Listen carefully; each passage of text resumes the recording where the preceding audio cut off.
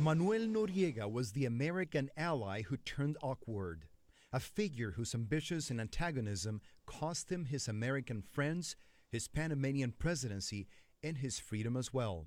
Noriega was abandoned by his parents as a child and joined the military in search of a career. He rose through the ranks and kept rising in Panama's military junta until he took control of it. For almost 2 decades, that made him a major player in a small country of critical importance to the U.S.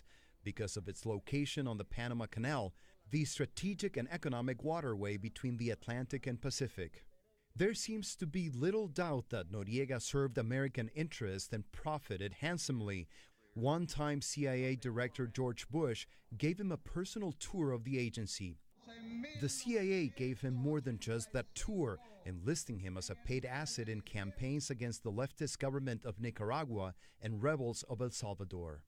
It's wrong that what people say that you can buy him. You can't buy him, but you can sure as hell rent him. Noriega claimed he got millions for helping the CIA. U.S. drug agents claim he also got millions for helping the Medellin cartel, protecting cocaine shipments and laundering cash. Of course, we later found out that when Manuel made arrest, he made 1 arrest for us and 2 for him, and 1 for us and 5 for him, meaning that he obviously didn't make a lot of arrests and profited handsomely from not making those arrests.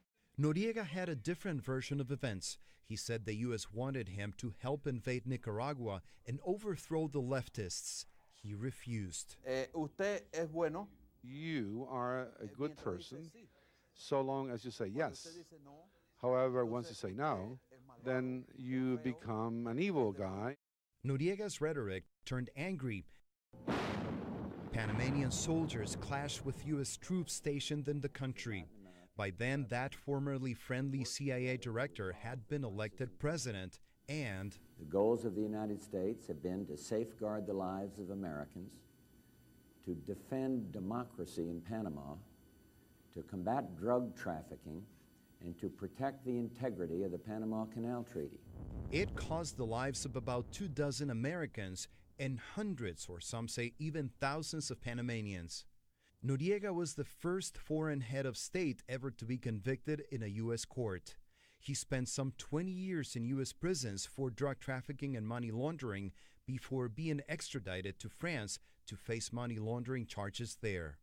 In late 2011, after more than a year in prison in France, Noriega was extradited back to Panama, where he was convicted in absentia of murdering 2 political opponents and sentenced to 40 years in prison.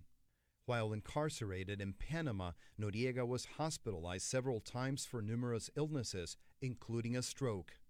Washington's men in Panama had enjoyed power and money and friends in high places. He died a prisoner in the country he once ruled. Rafael Romo, CNN.